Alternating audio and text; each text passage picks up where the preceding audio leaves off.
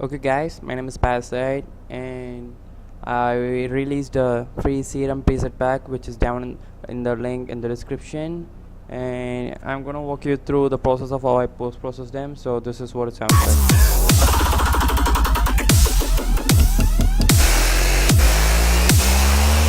First, I'll walk through this one bass. Sorry, that's my CPU. So this thing has been layered with another. The first layer sounds like this.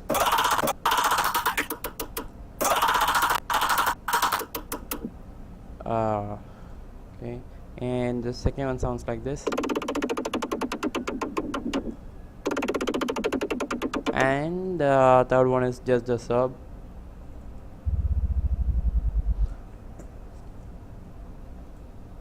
So the first one has 3 inches of phaser and a VFI track, which is obviously edited because there's a lot of post processing going on. So if I didn't edit this one up, it wouldn't sound good. Anyway, so I think I have edited this one, maybe not, I don't know.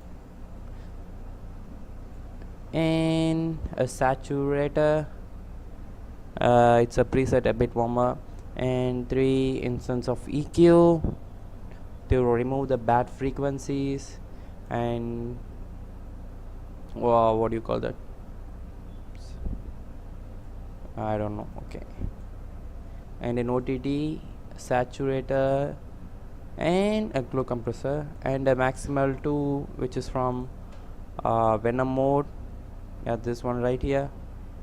And again an EQ, a vocodec from image line, a vocoder from Ableton stock plugin, and one more EQ.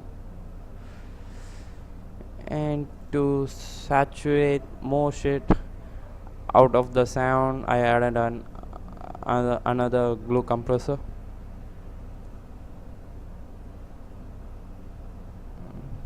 Sorry, I'm not used to talk in front of the computer. This is the first time for me. So this is the second part of the sound. So it has some metallic vibe around it, so which is why I used a Yeoman, which is in the chorus factory preset, I think. Yeah, Yeoman right here. It's actually cool. More people who make rhythm use this kind of stuff. I mean, use exactly this stuff. And another maximal 2 from Venom mode. This thing is pretty much the same. And a saturator, which is from kilohertz. Where's kilohertz exactly? Yeah, here.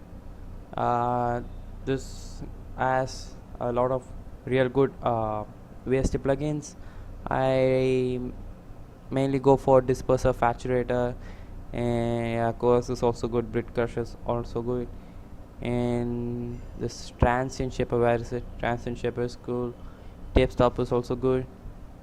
Stereo, and where's this distortion? Distortion is pretty awesome in this thing. Yeah, here. This kilohertz distortion consists of like all sorts of distortion. I mean, a few sorts of distortion, like hard sampling, soft signing, and I don't remember. Just if you have money, buy this one. It's awesome. And third one's just a sub. I didn't do a lot of processing on this one because I don't want to saturate the sub too much because it wouldn't sound okay at all. I used a decapitator, which is from Sound Toys. I think I used a preset called Beefy, and a saturator plus EQ around 200 Hz, and a utility. Okay, so together they sound like this. So the the first bass, the beginning of the drop. Yeah, the it sounds like this. I think I took a random sound for this one,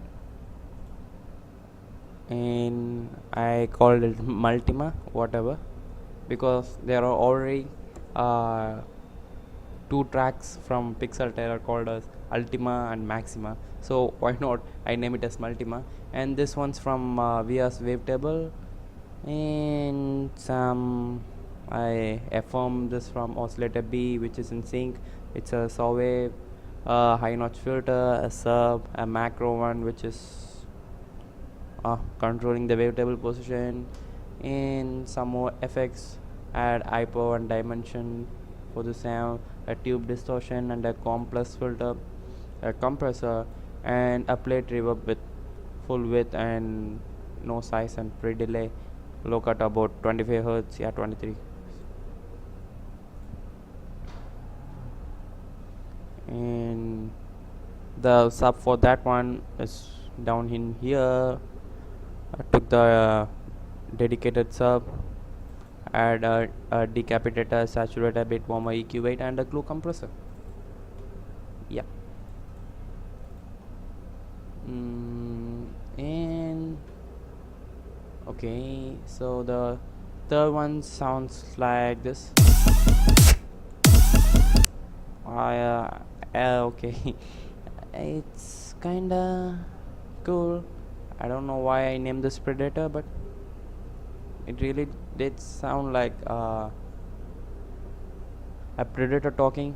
I've seen this old Predator movie where uh, that ugly bastard, when it talks, it makes a sound like this. So this little guy, oh my god, yeah. So this is the patch. I made this from bass horn, which is right here. BXS tuned fat horns. Yeah, I took this one and imported on the Serum and did a little processing in here. That's it. I added a form and one filter. I usually go for form one filter when only I'm going for a snail kind of bass. Yeah, when I do snail bass, I'll go for form one filter. Maybe I can show how I do snail basses on the next tutorial. So it has a fat track, the instance of phasers a bit. This one's like if I make a meat track or a fat track kind of thing, I'll do this sort of post processing on them. I don't know. I have these things and reduce ambience because they were too much of artifacts that I don't need, and an EQ weight. It tightens the bass. So I cut around like 25 hertz. You can still hear the frequencies below 25 hertz when you're playing the music on festival speakers or something. Drum bass, because I wanted to add more transients. Drum bass on a bass. Yeah, it seems funny, but maybe I thought it would sound good. Yo man, a disperser. Yo man, disperser from kilohertz. Transient shaper from kilohertz. Pipe resonator, which is from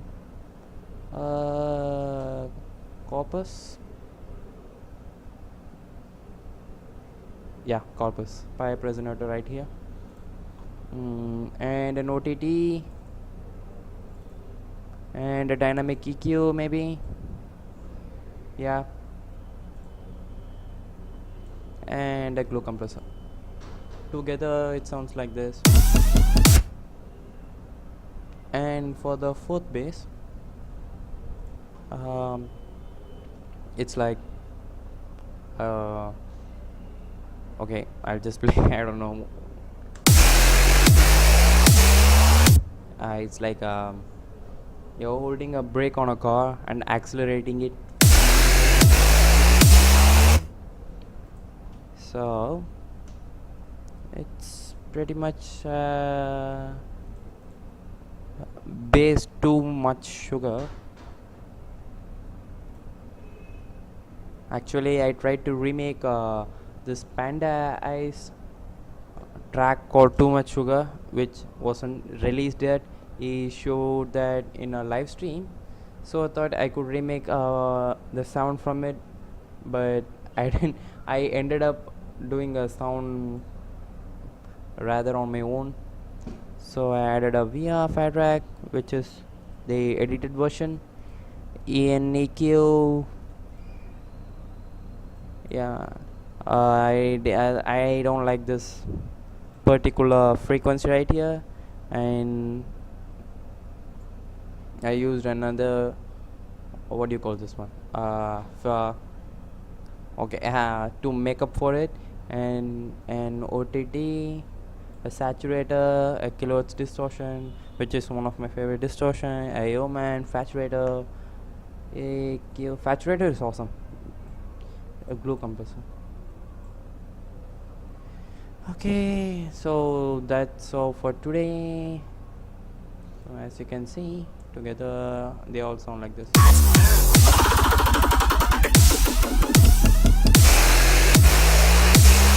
So this is my first time doing this sort of things. If you want me to make more tutorials, subscribe. If you can subscribe and like and all of those things would motivate me to do more tutorials. And I love you all. Peace out. It's Parasite.